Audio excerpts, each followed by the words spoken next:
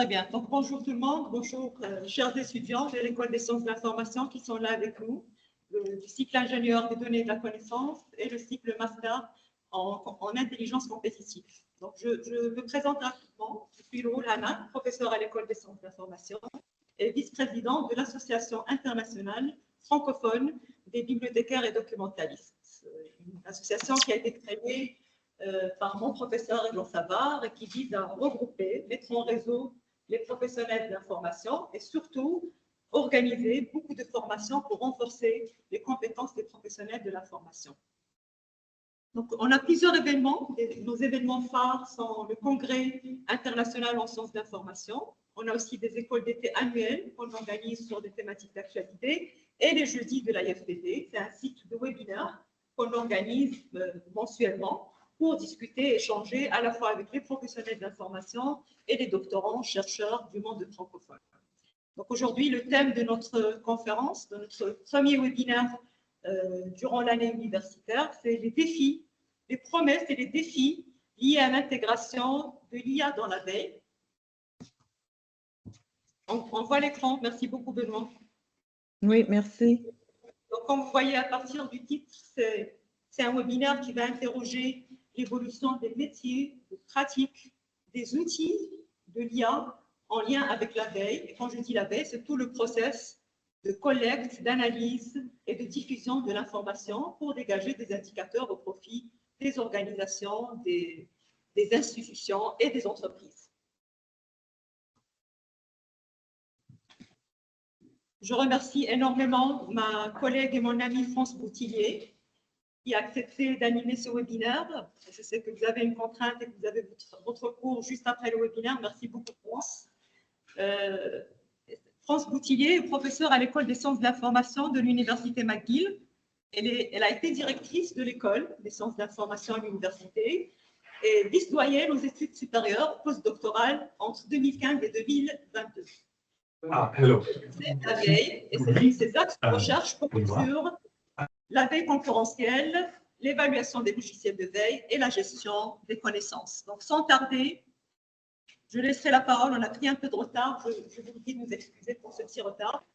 Donc, je passerai la parole à France. J'en profite pour remercier Benoît et Franck, professeurs à la Haute École de Genève, qui animera le débat par la suite. Vous pouvez poser vos questions directement sur la plateforme et on va réserver 10 minutes pour répondre à vos questions. Merci beaucoup, France. Je vous passe la parole. Merci beaucoup, Anna, de m'avoir invitée. D'abord, donc, je vous dis bonjour à tout le monde de Montréal. Il est très tôt pour moi. Donc, j'ai préparé quelque chose qui, j'espère, va répondre à des intérêts. Alors oui, donc j'aimerais parler des promesses et des défis liés à l'intégration de l'intelligence artificielle dans la veille. Mais avant de commencer, j'aimerais demander enfin, si vous pouvez lever la main, qui peut dire qu'il utilise l'intelligence artificielle? Est-ce qu'il y en a qui peuvent prétendre utiliser l'intelligence artificielle? Oui, Ahmed, je vois Ahmed. Donc, c'est bon. OK. Alors, donc, vous êtes familier avec certaines promesses et certains défis. Alors, Benoît, on peut passer à la prochaine diapositive.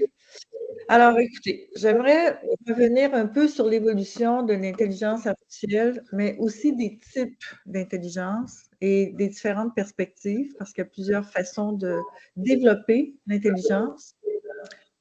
On va parler des promesses. On va parler également de l'intelligence artificielle dans les outils de veille. Donc, je vous ai préparé un petit horizon de qu'est-ce qui existe. Et on va revenir sur les bénéfices et les défis de l'intelligence artificielle et les tendances. Alors, donc, si on regarde la prochaine diapo, on a un peu un très, très bref résumé, très schématisé de l'intelligence artificielle et de son évolution. Tout d'abord, il faut garder à l'esprit qu'on parle d'un siècle de recherche ou presque, axé sur vraiment plusieurs aspects. On a, dans les premières années, à partir de 1930, pendant 50 ans à peu près, on a développé des outils surtout axés sur le calcul, sur les langages de programmation. On a connu les premiers agents conversationnels dans les années 60 et on a beaucoup développé tout ce qui était traitement automatique des langues. C'était la grande force de l'intelligence artificielle. Mais il y a eu, bon, peut-être que vous êtes trop jeune pour vous rappeler, mais dans les années 80, il y avait une crise économique mondiale et donc la recherche s'est pas mal arrêtée et on a continué avec donc d'autres types de recherches, notamment sur l'apprentissage automatique et profond, machine and deep learning. Et on a vu l'essor de plusieurs domaines de recherche, mais la recherche était éclatée. Donc, d'un côté, il y avait des gens qui travaillaient la robotique, la reconnaissance vocale, générateur d'images et de musique. Et tout ça s'est finalement intégré vers les années 2017, car tout est devenu langage. Et évidemment, on parle beaucoup d'intelligence artificielle depuis 2022, grâce avec l'apparition de ChatGPT par OpenAI et on a eu aussi le robot Bard de Google. Alors, donc en résumé, c'est vraiment ce qu'on voit comme évolution. Donc, si on continue, il faut se poser la question, quand on parle d'intelligence artificielle, de quoi on parle exactement? Donc, il y a plusieurs types d'intelligence artificielle et en voici quelques-unes. Alors, ce dont on parle le plus présentement, c'est ce qu'on appelle l'intelligence générative qui permet la création de nouvelles choses. On peut créer de nouvelles données à partir de données existantes. On a l'IA prédictive qui permet, avec des modèles statistiques, de voir les tendances. Par exemple, très utile pour voir quelles seraient les tendances dans les marchés, les tendances de performance d'une entreprise. On a l'IA discriminative qui est très utilisée précisément dans le contexte de la cybersécurité parce que le but, c'est de trouver les données, les patrons atypiques, notamment pour faire de la détection de fraude. On a l'IA descriptive qui permet d'accumuler beaucoup d'informations et de fournir des descriptions détaillées de situations passées ou actuelles. On a l'IA prescriptive qui permet de faire des recommandations. Et on a bien sûr l'IA basée sur l'apprentissage renforcement, donc les robots. C'est ce qu'on a vu le plus avec la générative, on a vu beaucoup le développement de robots, surtout des robots conversationnels qu'on a maintenant dans beaucoup de contextes. Mais les robots, c'est pas toujours facile de leur faire apprendre. Il faut qu'ils aient été bien conçus. Et juste une anecdote, récemment, j'étais dans un restaurant et j'ai vu un robot qui devait servir les clients, mais parce qu'il n'avait pas été conçu pour prendre en compte l'espace disponible pour fonctionner, le robot n'était pas en opération et donc était devenu totalement inutile et évidemment, ça avait coûté une petite fortune au restaurant.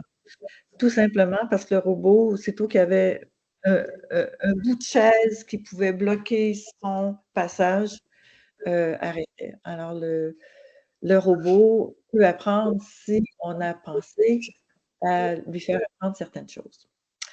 Donc, on voit qu'il y a tout un mélange d'IA qui peuvent être utiles à la veille. Et c'est clair qu'on peut très bien s'imaginer que tous ces types d'IA sont tout à fait pertinents. On va voir qu'est-ce qu'il en est exactement. Si on continue, juste pour souligner le fait que il y a des courants de pensée très différents dans le domaine de l'intelligence artificielle. Tous les chercheurs ne sont pas d'accord avec tout. Et on a vu, il y a plusieurs façons de résumer ces courants de pensée, mais disons que le premier courant, ça a été le cognitivisme, où on pense que la pensée est tout simplement un système de traitement de l'information, incluant des symboles. Donc, l'enjeu, c'est de créer un système cognitif.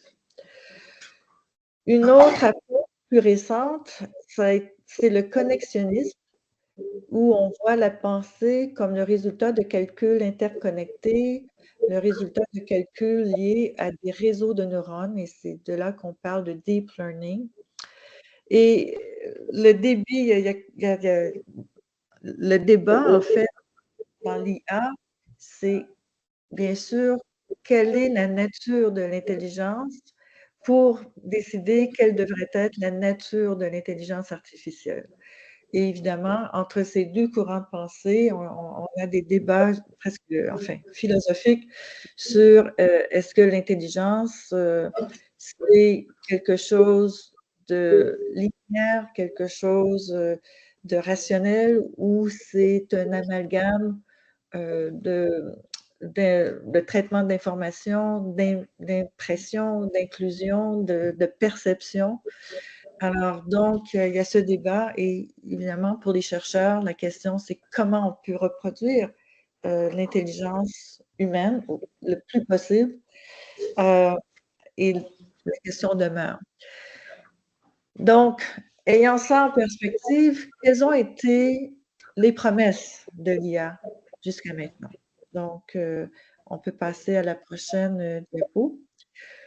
Vous savez, les promesses ne changent pas tant que ça avec la technologie. On avait eu beaucoup de promesses avec l'informatisation. Là, on a des promesses avec l'intelligence artificielle. C'est clair que la première catégorie de promesses, c'est qu'on va avoir des outils permettant l'automatisation des tâches, notamment pour la veille. On parle d'automatiser la collecte d'informations, l'analyse, la diffusion. Et évidemment, les technologies devraient nous permettre une meilleure adaptation de la veille aux besoins des organisations, une meilleure intégration. L'autre catégorie de promesses, c'est que là, on serait plus en mesure de fournir des informations plus précises, plus pertinentes, parce que la collecte est plus subtile, on peut dire. Et on sera en mesure de détecter davantage les enjeux, les tendances dans l'environnement concurrentiel. Et donc, on serait en mesure de gérer plus de données, plus d'informations. Mais tout ça, en fait, la grande promesse se résume en disant, on va travailler moins et produire plus. Hein, c'est le rêve de tout le monde, en fait, de fournir plus de produits de paye et passer moins de temps à s'organiser pour faire la veille. Alors, qu'est-ce qu'il y en est? On peut passer à la prochaine, oui. Oui, donc en somme, on nous promet, les robots et tout, nous promettent l'efficacité, l'efficience, la productivité et un meilleur retour sur l'investissement. Donc, on pourrait dire que l'IA est la voie royale pour avoir une meilleure intégration dans l'organisation, dans les organisations, et que les veilleurs devraient tous être extrêmement productifs et efficaces. Alors, on va voir si c'est possible. Peut-être que ça va survenir dans les questions et les commentaires. Mais il faudrait revenir un petit peu en arrière, parce que moi, la question que j'aimerais poser, c'est sommes-nous vraiment dans un nouveau paradigme de l'intelligence artificielle? J'aimerais souligner qu'il y a une vingtaine d'années, parce que je me suis intéressée aux outils de veille, on dénombrait environ 300 outils de veille qui se répartissaient dans différentes catégories. On parlait de logiciels spécialisés, d'agents intelligents, de flux RSS, de technologies push, de gestion de documents, d'outils de visualisation, de portails internes et de plateformes où on pouvait s'abonner pour avoir accès à toutes sortes, à une panoplie d'outils. Aujourd'hui, enfin, je peux dire le chiffre exact parce qu'en 2004, il y avait un site web qui répertoriait ces outils dans le monde anglo-saxon. Le site web a disparu, mais on a toujours autant d'outils. Et si on va à la prochaine diapo, on va voir que ces catégories d'outils sont toujours là.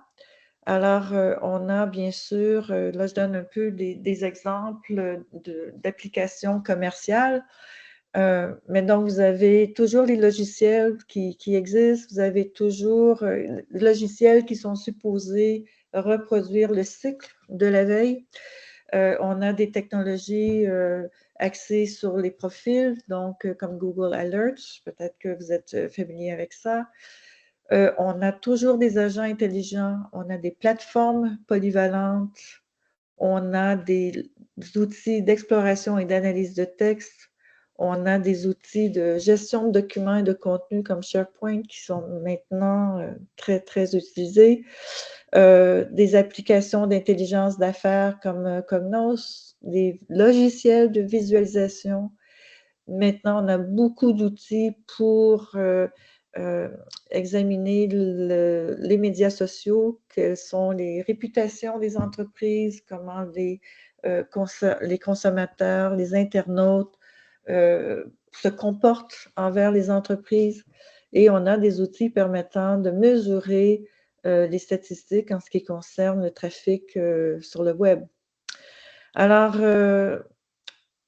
comme vous voyez, enfin, la question, évidemment, ça prendrait du temps pour faire ça, mais on peut se demander dans chaque outil quel est le type d'intelligence artificielle qui existe.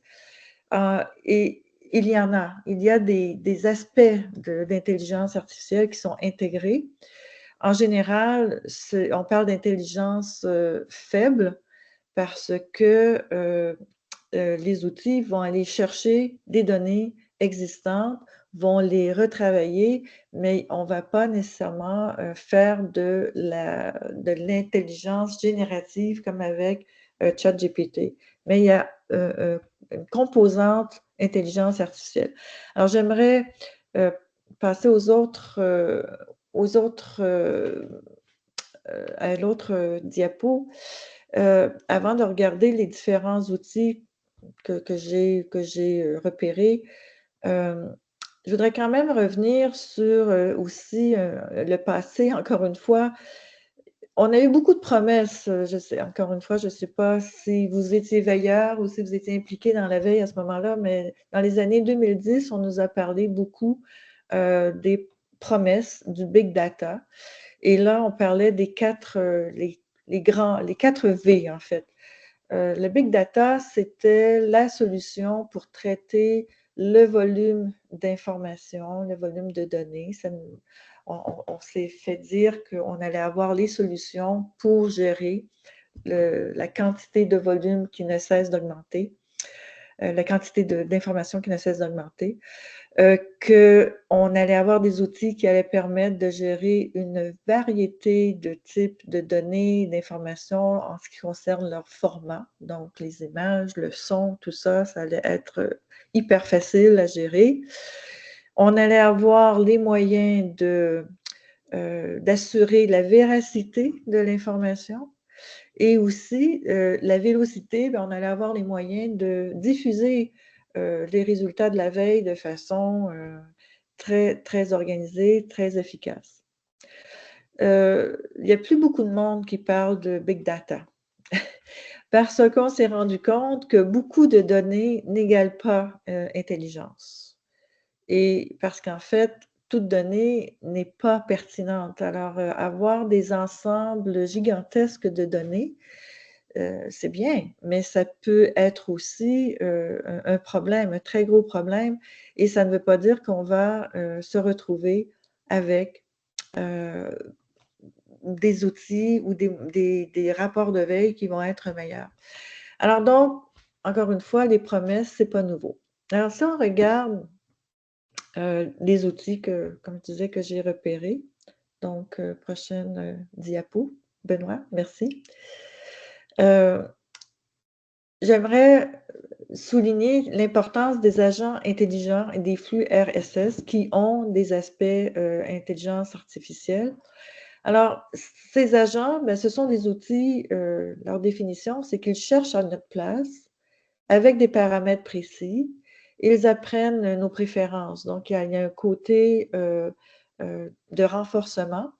Et les types de services qu'on peut avoir, ben, ce sont des services de collecte constante de nouvelles et de surveillance de sites web d'entreprise. Donc, on a des yeux qui regardent pour nous, on a des yeux qui lisent pour nous et qui nous ramènent donc l'information. Alors, vous avez plusieurs exemples. Le meilleur, c'est Google Alerts, mais vous avez bien d'autres types d'agents intelligents qui font ce travail d'aller chercher l'information à votre place. Une autre catégorie d'outils que l'on retrouve, ce sont les outils web. Hein. Alors, on connaît depuis un moment les robots d'exploration qu'on appelle également web crawlers ou spiders. Enfin, en anglais, il y a plusieurs termes qui vont, eux, indexer le contenu, qui vont aller chercher encore du contenu. Donc, ça rejoint les agents intelligents, mais ils vont faire un travail supplémentaire d'indexation et qui vont surveiller sans nous le dire. Eh bien, ils ne vont pas nous alerter à chaque fois qu'il y a un changement sur un site web, mais qui vont surveiller le site web et qui vont nous fournir des rapports de changement. Et on a, dans les outils web qui sont très, très utilisés présentement en veille, on a ce que j'appelle des analystes du web qui nous produisent des analyses statistiques qui mesurent les comportements des consommateurs dans les médias sociaux, entre autres. Alors, on a Google Analytics, on a SimilarWeb, SEMrush, Social Searcher, donc beaucoup de... il y en a bien d'autres, je vous donne juste quelques noms commerciaux pour que vous puissiez aller voir après. Mais donc, ces outils web avec des agents intelligents permettent évidemment de gagner du temps parce qu'on a des outils qui travaillent pour nous. Alors, la question, c'est, oui, on a des outils qui travaillent pour nous, donc oui, on peut être efficace, mais qu'est-ce que ça implique d'utiliser ces outils qui ont chacun leurs interfaces, qui ont chacun leurs paramètres à définir et qui, oui, on peut passer à la prochaine diapo, et qui peuvent être assez complexes en bout de ligne à utiliser. Alors ici, je vous donne un autre exemple d'agent intelligent, le InnoReader. Comme vous voyez, l'interface, là, c'est une capture d'écran qui n'est pas complète. Mais ici, on avait fait parce que j'ai des étudiants qui travaillent à évaluer ces outils. Alors, on a ici un exemple d'un outil qui est allé nous chercher tous les articles qui portaient sur la SAQ au Québec. La SAQ, c'est la Société des alcools du Québec. Et donc, comme vous pouvez voir, on avait repéré presque 6000 articles. Et là, la question, c'était comment on allait organiser ces articles. Mais déjà, vous voyez qu'il y a des choses qui sont... c'est un doublon, en fait. Il y avait beaucoup de doublons. Alors, donc oui, ça aide à repérer les choses, mais là, il y a tout un travail de nettoyage à faire pour s'assurer qu'on a les articles les plus pertinents. Mais là, évidemment, parce qu'il y a de l'intelligence artificielle basée sur le renforcement, il faut éduquer notre outil. Alors ça demande du temps. Alors l'outil travaille pour nous, mais il faut travailler avec l'outil pour avoir ce que l'on veut. Un autre exemple d'outil, prochain, oui, diapo, Feedly. Feedly, lui, c'est un outil qu'on appelle agrégateur, donc web crawler, qui va aller chercher tout ce qui nous intéresse. Mais là, il faut avoir une stratégie de recherche qui est toujours à mettre à jour. Et bon, ici, c'est un exemple de l'interface qui permet de définir la stratégie de recherche. Mais comme vous voyez, le petit message en bas, il y a toujours un effort de ces outils qui sont intégrés dans l'outil pour nous rappeler qu'on pourrait avoir une autre version de l'outil, une version pro, une version plus, une version plus efficace, moyennant évidemment un abonnement ou moyennant de débourser des sous. Alors, encore une fois, là, ce que ça veut dire, c'est que les versions gratuites de ces outils qui sont disponibles sont extrêmement limitées. Et donc, on rentre dans une logique, oui, on va donner un meilleur retour de l'investissement de la veille avec ces outils, mais ces outils peuvent éventuellement augmenter les coûts de la veille. Alors, si on continue pour voir une autre interface, ici, c'est l'exemple de Rival IQ, qui est un outil qui permet de définir ce qu'on appelle le landscape, l'environnement des entreprises. Et ici, vous avez une recherche qui visait à voir quels sont les autres magasins au détail dans le domaine de la mode qui pourraient faire partie de l'environnement concurrentiel. Et là, vous avez des indications pour voir où sont présentes ces organisations dans les médias sociaux, donc sur Facebook, sur Instagram, à l'époque, c'était encore Twitter, alors, et même YouTube. Donc, alors, ça nous permet d'organiser, encore une fois, la recherche sur les réseaux sociaux. Et avec Rival IQ, c'est qu'une fois qu'on a une bonne compréhension de cet environnement, là, on peut créer des stratégies marketing axées justement sur ces médias, les réseaux sociaux. Alors, c'est une autre interface, mais comme vous voyez, chaque outil a des interfaces très différentes. Oui, on peut passer à l'autre exemple. Social Searcher, c'est aussi un outil permettant d'établir des statistiques sur les réseaux sociaux. Ici, la recherche vise en fait à évaluer, on parle en anglais de sentiment analysis, hein, de l'analyse des sentiments des internautes par rapport à des organisations ou même à des individus. Alors ici, la recherche portait sur les voitures électriques. Et donc, on a évidemment comme terme de recherche le nom du propriétaire de Tesla. Donc, alors là, vous avez, je sais que c'est très petit, mais on voit le nombre d'internautes qui ont un comportement ou des commentaires positifs, négatifs ou neutres. Et ça aussi, ça permet par la suite de développer des stratégies de marketing.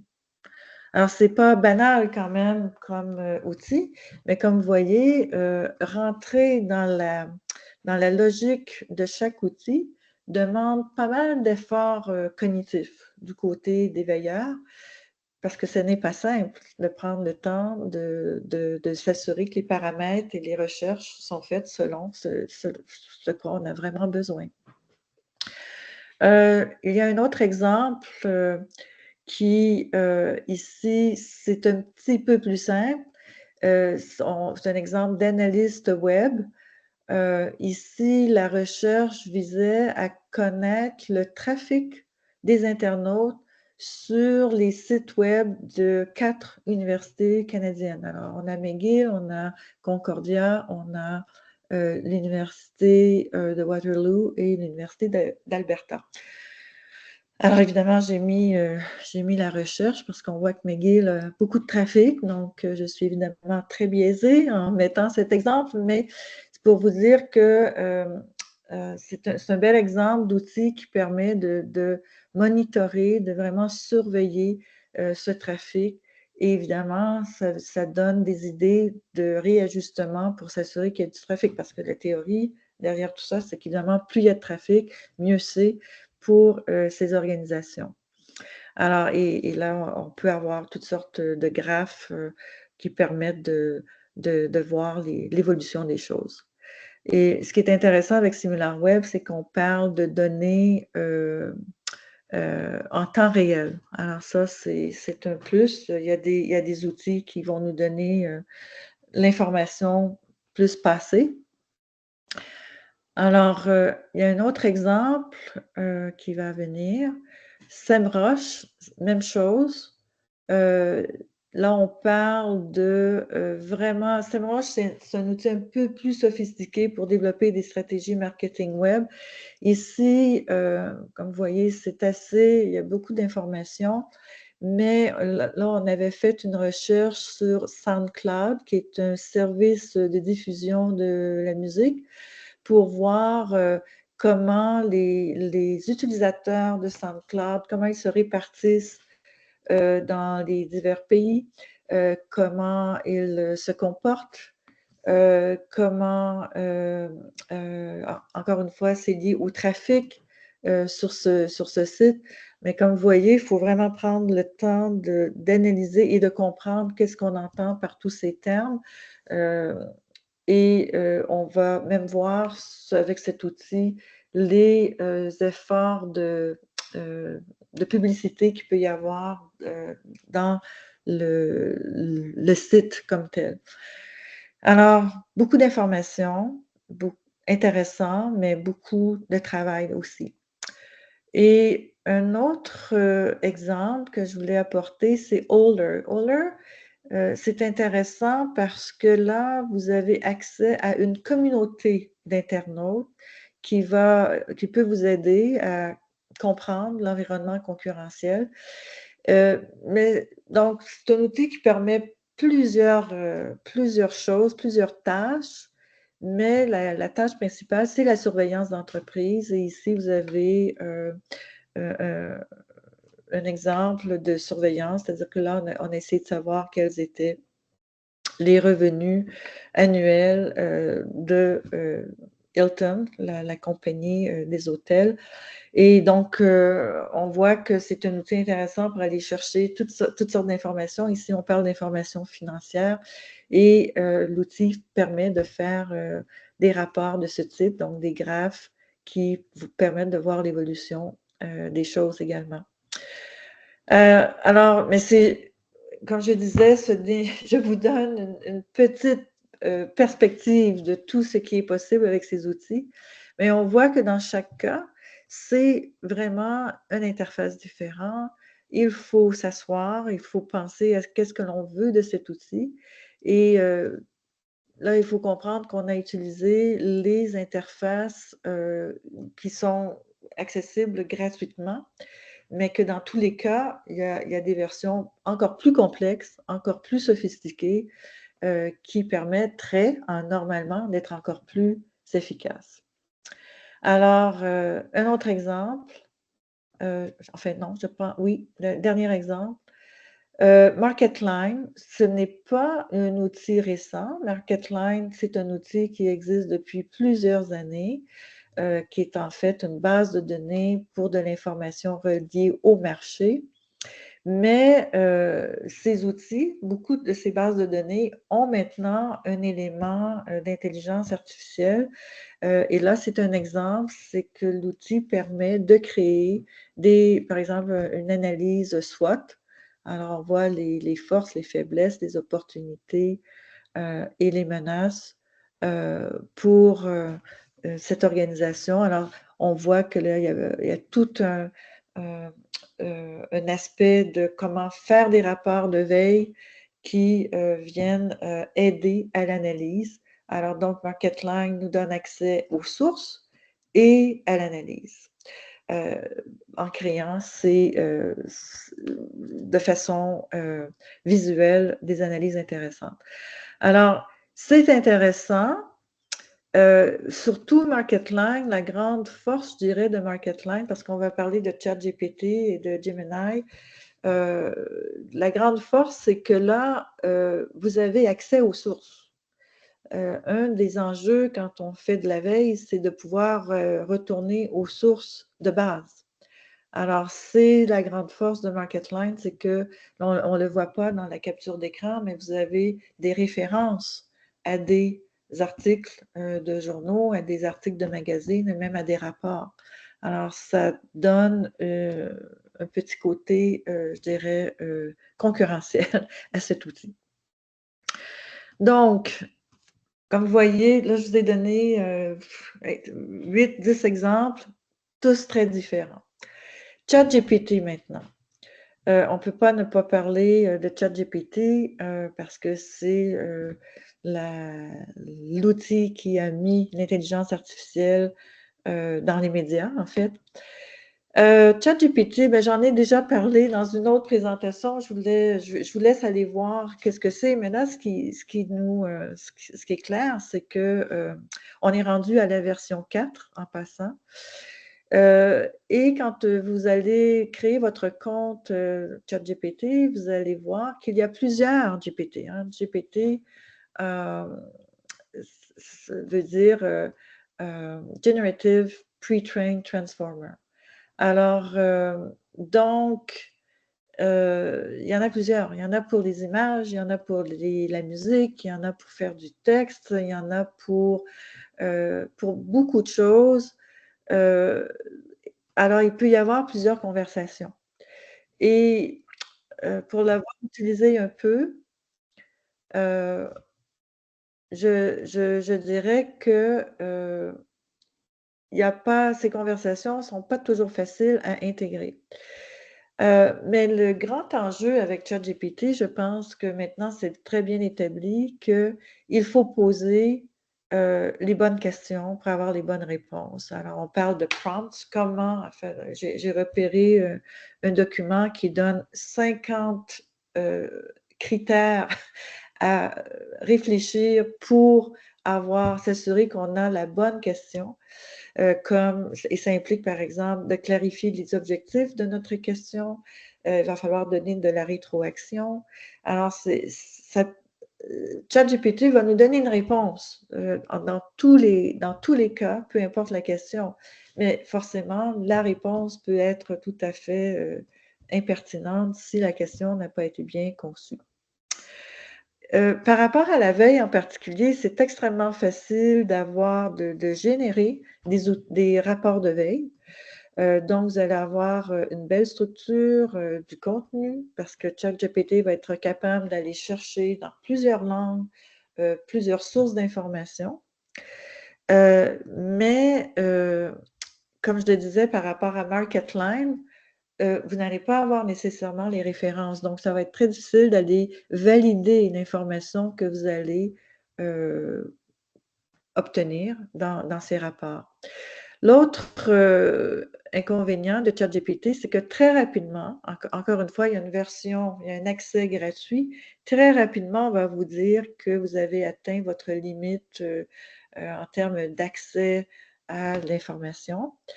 Et très rapidement, on va vous suggérer des abonnements pour avoir des versions plus sophistiquées. Et comme je le disais, dans tous les cas, les références, donc le travail de validation de l'information n'est vraiment pas simple. Alors, si on veut, en fait, ma réflexion sur ChatGPT, c'est que si vous ne connaissez rien à la veille, c'est très bien, allez-y.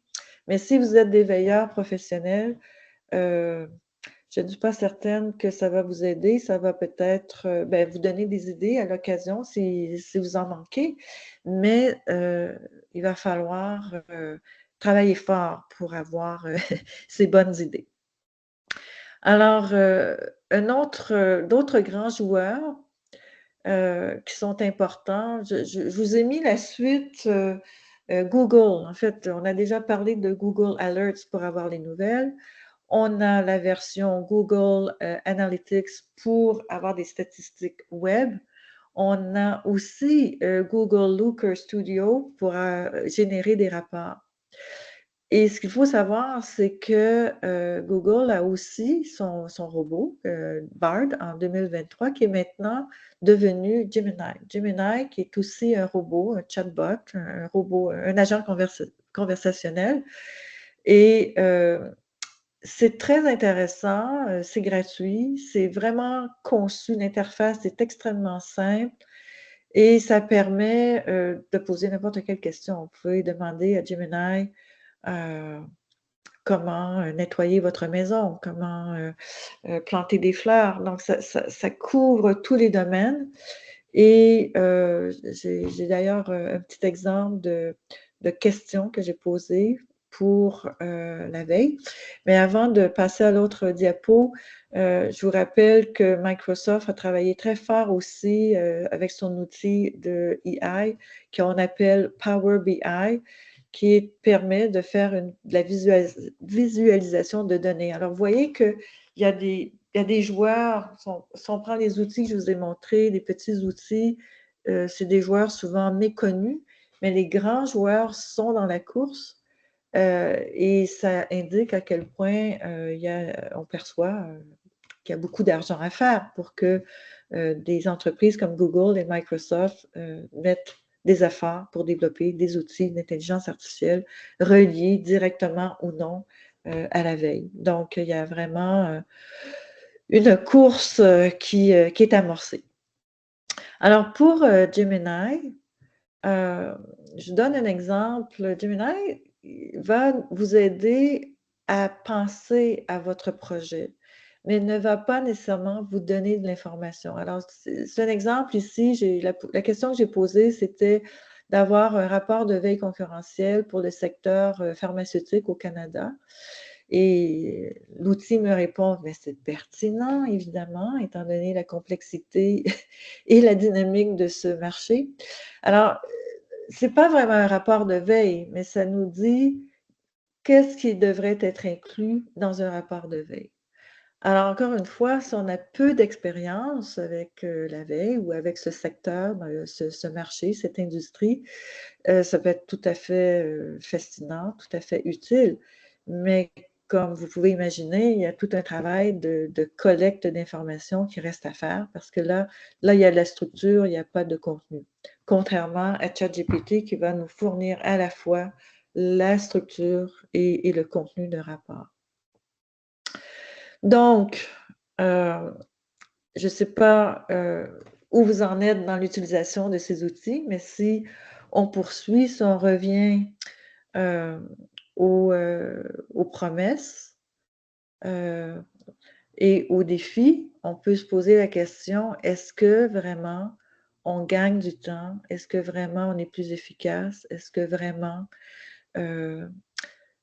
on fait du progrès? Alors, ce qui est clair, c'est que oui, les tâches sont automatisées, donc on a de l'assistance. Vous avez la possibilité maintenant, avec l'intelligence artificielle, d'avoir plusieurs assistants qui travaillent pour vous.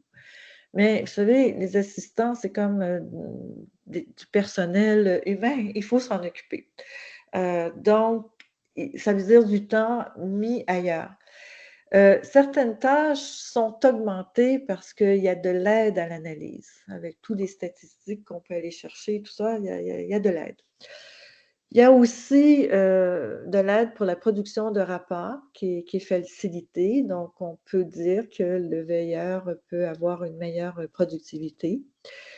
On a aussi de la précision qui est augmentée parce que oui, on peut faire des prédictions, des analyses. Donc, les rapports de veille peuvent avoir plus de crédibilité, ce qui est pas négligeable.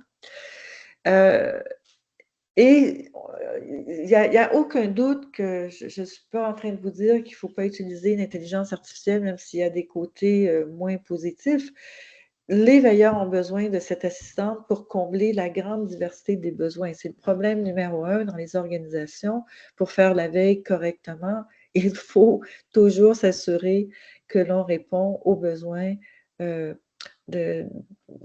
l'organisation. Donc, il faut constamment valider si ce que l'on fait est correct et répond aux paramètres des besoins de nos utilisateurs de veille.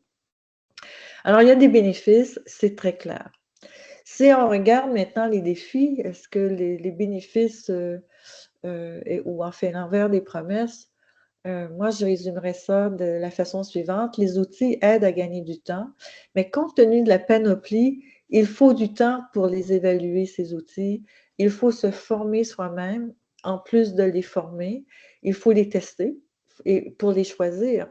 Donc, il y a, je dirais, le temps, il y a un transfert de temps. Je suis loin d'être convaincue qu'avec tous les outils qui existent, qu'on va travailler moins pour produire plus. Ça implique que la charge cognitive pour les veilleurs demeure élevée car les outils sont complexes et sont de plus en plus complexes, comme je le disais, avec les versions plus sophistiquées. Ça demande beaucoup de calibrage, beaucoup de révision. Donc, en fin de compte, on gère notre petit groupe d'assistants, mais on est toujours en train de travailler.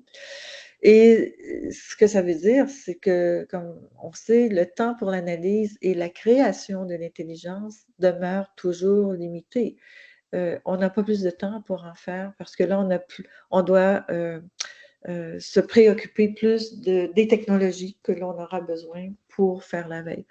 Alors, évidemment, il n'y a pas d'études encore qui mesurent cette efficacité et je crois que ce serait très difficile de faire des études comparatives avant et après l'utilisation d'un outil. Est-ce qu'on gagne vraiment du temps?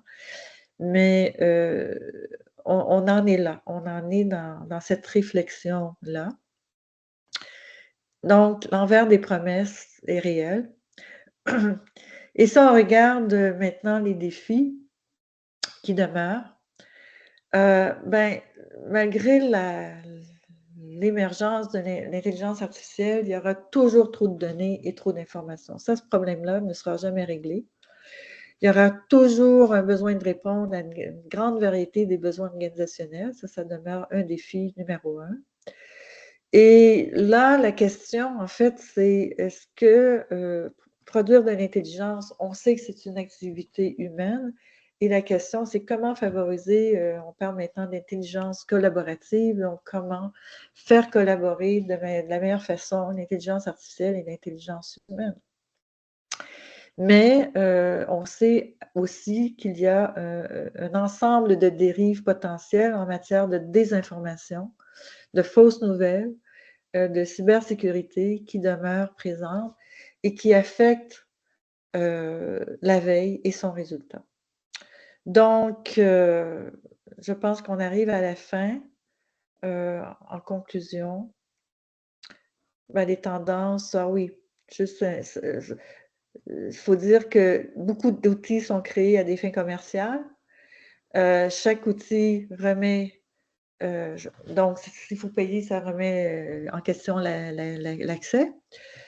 L'humain, selon Kahneman, a une proportion naturelle à rechercher le gain immédiat. Donc, la génération d'outils ne fait que montrer qu'il y a un gain à faire. Et les modèles génératifs, il ne faut pas oublier, ont beaucoup de potentiel, mais ils apprennent sans comprendre et créent sans savoir. Donc, c'est des aides, mais des aides qui ne comprennent pas tout. Et on a maintenant établi que le deep learning fonctionne bien en situation fermée, mais beaucoup moins dans un contexte naturel. Alors, on atteint les limites de ce que même l'intelligence artificielle, même générative, pourrait nous offrir. Alors, en conclusion, je pense qu'on arrive vraiment à la dernière. C'est ça, le train est en marche. On ne peut pas ignorer l'IA. Il faut l'intégrer, mais l'accès et la qualité de l'information question demeure l'enjeu et je dirais que là, on a à la fracture numérique, on a la facture. Les coûts de l'IA demeurent importants et ça va continuer à augmenter. Donc, pour l'instant, les impacts sont difficiles à calculer. Et puis, je laisse un commentaire d'Edgar Morin, donc la toute dernière diapo, qui dit que le débat demeure total. Il disait en 2021, je crains l'intelligence superficielle autant que l'artificielle. Donc, qu'est-ce qui est mieux? Et je vous rappelle que l'IFLA a une déclaration sur l'intelligence artificielle qui nous rappelle qu'il y a beaucoup d'enjeux encore en matière de liberté, propriété intellectuelle, d'équité, d'éthique et de droit à la vie privée. Alors, donc, c'est à suivre. Alors, je vous remercie. Les questions sont bienvenues. On a du temps, même si on a atteint 8. Pour moi, il est 8 heures, mais je peux passer 15 minutes pour répondre aux questions. Alors, merci pour votre attention. Merci beaucoup. Merci beaucoup, France. Alors, je vais juste signaler, chez moi, l'onglet Q&A ne fonctionne pas. Donc, si ça marche chez vous, moi, je ne peux pas voir les questions. Et donc, c'est pour ça que Anna a signalé qu'il valait mieux les poser dans la conversation directement. D'accord. Je pense qu'il y a pas de questions en ligne, Benoît. Mais j'ai mes étudiants dans la salle qui veulent poser quelques questions. On peut commencer bien sûr. par mes questions, Benoît? Okay, bien sûr, merci. bien sûr. Merci. Bonjour. Alors, tout d'abord, je vous remercie pour cette importante présentation qui nous intéresse en tant qu'étudiants en master d'intelligence compétitive. Alors, en ce qui concerne ma question, est-ce que, à votre avis, le métier d'un veilleur, est-ce qu'il va garder la même importance à l'avenir, à l'émergence des outils ou bien l'avancement des outils d'intelligence artificielle? Très bonne question. C'est sûr que l'avenir du travail de veilleur, c'est une grande question. En fait, on estime qu'il y a beaucoup d'emplois qui seront affectés par l'intelligence artificielle. Et de quelle façon ça sera affecté? Il y a peu de gens qui ont la boule de cristal pour le dire, mais personnellement, je pense que, écoutez, moi, je viens d'une génération où on a dit qu'on n'aurait plus besoin de bibliothécaires dans quelques années. On a toujours besoin des bibliothécaires. À mon avis, on a toujours besoin des veilleurs parce que on n'est pas prêt d'implanter l'intelligence artificielle à grande échelle. Ça va se faire de façon très graduelle. Et comme je le disais, créer de l'intelligence, ça demande énormément de jugement, ça demande énormément d'intuition. Et ça, on sait que ça va toujours être un enjeu avec les outils de veille. Alors, les outils de veille vont nous cracher beaucoup de choses qu'on va pouvoir utiliser, mais ça va prendre encore des professionnels qui vont évaluer ce que les outils auront généré. Alors, je pense que le travail va changer, mais la nature fondamentale du travail de veilleur va demeurer la même. C'est mon point de vue. Donc, c'est à suivre. Merci beaucoup. Bienvenue. Merci.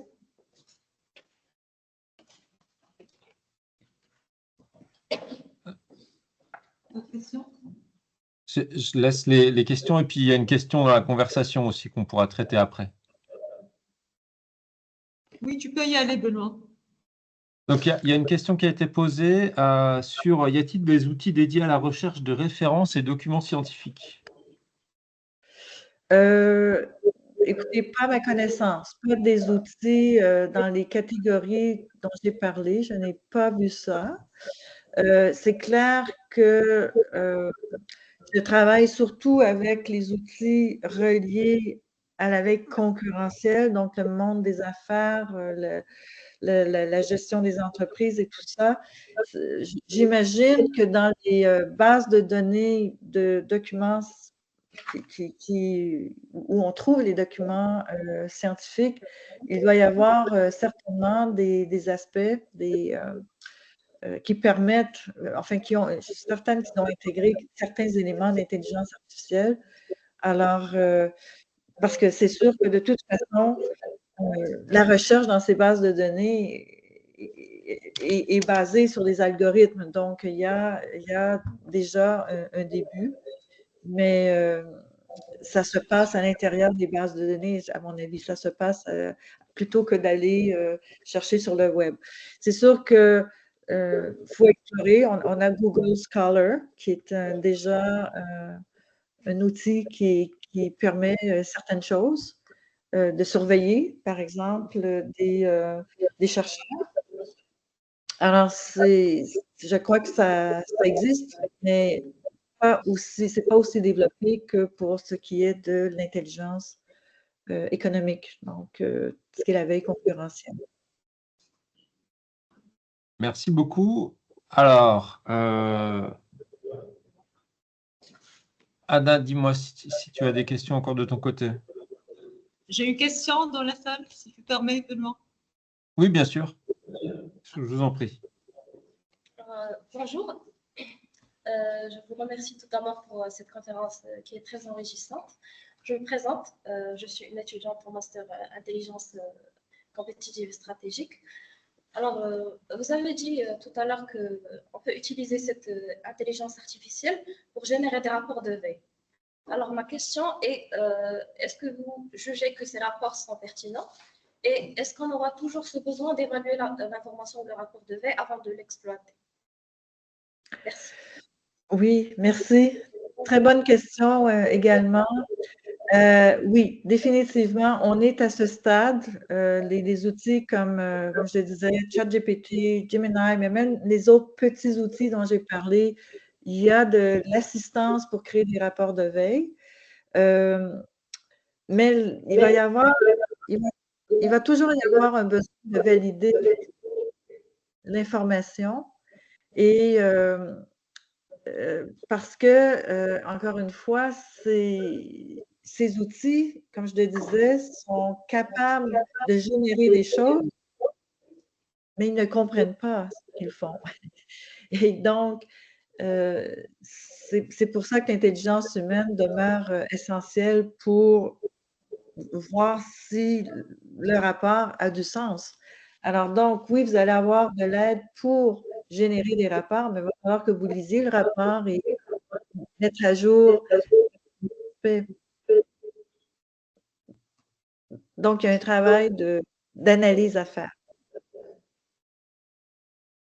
Merci beaucoup. Bienvenue. Merci.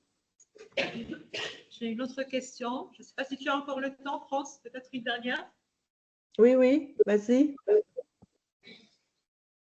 Bonjour, merci d'abord pour votre temps. Alors, je suis une étudiante en master d'intelligence compétitive et stratégique. Et ma question, c'est est-ce qu'on peut compter sur l'intelligence artificielle dans la phase de la prise de décision, c'est-à-dire à part la phase de traitement et de collecte, spécialement pour la phase de prise de décision? Et merci. Merci. Bonne question, encore une fois. Oui, comme je le disais, les différents types d'intelligence, notamment l'intelligence prédictive et celle axée sur les recommandations, va permettre d'aider à la prise de décision. Mais la prise de décision va demeurer une activité humaine. Parce que, comme je le disais, l'outil va peut-être nous donner une bonne idée des tendances futures, des scénarios futurs, des impacts possibles. Mais entre le moment de recevoir cette information de l'outil et la réalité, il peut y avoir des changements dans l'environnement concurrentiel. Alors, la prise de décision ne sera jamais complètement automatisée. D'ailleurs, on a connu des systèmes experts un peu dans les années 80 qui étaient des outils pour permettre la prise de décision dans des domaines très, très pointus comme le monde médical. Et on s'est rendu compte que l'outil n'était pas capable de prendre en considération toutes les variables. Et donc, ça aidait, mais il y avait du travail à faire. Alors, je pense que, oui, beaucoup d'aide à la décision, mais ça va prendre un décideur, une décideuse pour voir la décision finale. Merci. Voilà. Merci beaucoup. Si c'est possible, il y a une ou deux questions dans la conversation qui ont été posées également. Je ne sais pas si vous les voyez du coup. Oui, oui. Ben, la qualité, la première question, c'est sur la qualité de l'information obtenue par l'IA. C'est un problème. La qualité de l'information repérée par les outils d'intelligence artificielle, enfin, on repère ce qu'il y a sur le web. Donc, s'il y a de la fausse information, on la repère. Et c'est là que le jugement humain est essentiel. Alors, le problème de qualité demeure. L'autre question, est-ce que l'intelligence artificielle peut remplir d'autres fonctions que celles exercées par l'intellect humain? Ben oui, on est en train de travailler sur des robots qui vont peut-être tenir compagnie à des personnes dans des conditions, avec des conditions médicales difficiles. On va avoir beaucoup de robots autour de nous, je pense. Comme je vous parlais, dans un contexte de restaurant, on va avoir des robots qui vont nous servir. On est là, on est rendu là, parce qu'il y a des pénuries de main-d'œuvre un peu partout. Donc, mais ça demeure toujours des robots qui doivent apprendre à fonctionner un peu comme les humains. Et ça va dépendre des humains de comment les robots vont réagir. Donc, alors oui, et c'est ce qui fait peur à beaucoup de gens, c'est ce qui inquiète beaucoup de gens. Mais en même temps, on dirait aujourd'hui, on ne peut plus se passer de son téléphone intelligent, mais peut-être que ça va être la même chose, en plus de se passer de ces petits robots qui vont nous servir dans la vie quotidienne. À suivre. Madame, Merci. attendez, bonjour. Madame, je vous remercie pour la présentation. Elle était riche, riche en contenu et clair. Tout à l'heure, vous avez mentionné l'outil SEMrush comme outil d'audit et d'analyse. Alors, ma question, c'est que je veux savoir comment on peut intégrer l'intelligence artificielle, les branches d'intelligence artificielle dans ces outils. Comment on peut développer l'analyse des concurrents, par exemple? Bien, c'est-à-dire, oui. Ben, merci pour la question. C'est une question technique, je n'avais pas le temps de y répondre, mais non, l'intelligence artificielle est intégrée dans l'outil. Alors là, la question, c'est comment l'utilisateur de l'outil va comprendre les paramètres, le calibrage qu'il va falloir faire pour obtenir des résultats de qualité. Mais c'est que SEMrush est un outil justement qui va aller se promener sur le web et là, la question, c'est comment identifier les bons sites web où cet outil devrait aller pour répondre à vos besoins. Alors, il y a un travail d'analyse des besoins. Qu'est-ce qu'on a sur le web et comment l'outil va devenir fonctionnel et performant. Mais l'intelligence artificielle est déjà intégrée dans l'outil. C'est ça qui en fait un outil intéressant et assez performant. Merci. Alors, bienvenue. Merci beaucoup. Alors, je ne suis pas sûr qu'on ait le temps de traiter encore d'autres questions. J'en suis désolé. Mais je voudrais quand même dire que je suis disposée à recevoir des questions. Vous avez mon adresse email à la fin de la présentation. Donc, s'il y a des questions brûlantes qu'on n'a pas pu couvrir, vous êtes bienvenus.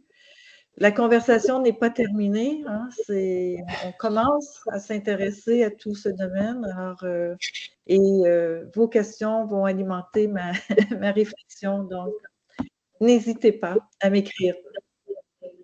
Merci beaucoup, France. On partagera vos coordonnées avec les étudiants de l'ESI et tous ceux qui ont suivi le webinaire. Merci beaucoup. Ben, merci. J'espère que ça répond à certaines questions, certains questionnements. Merci, Benoît, pour l'assistance. Avec plaisir. On voit que tout n'est pas question d'intelligence artificielle. L'intelligence humaine demeure majeure. Voilà. L'adaptation, toujours. Toujours. Et c'est ça l'humain. Et c'est ça qu'on n'aura jamais des outils. Merci beaucoup à l'ensemble des participantes et des participants.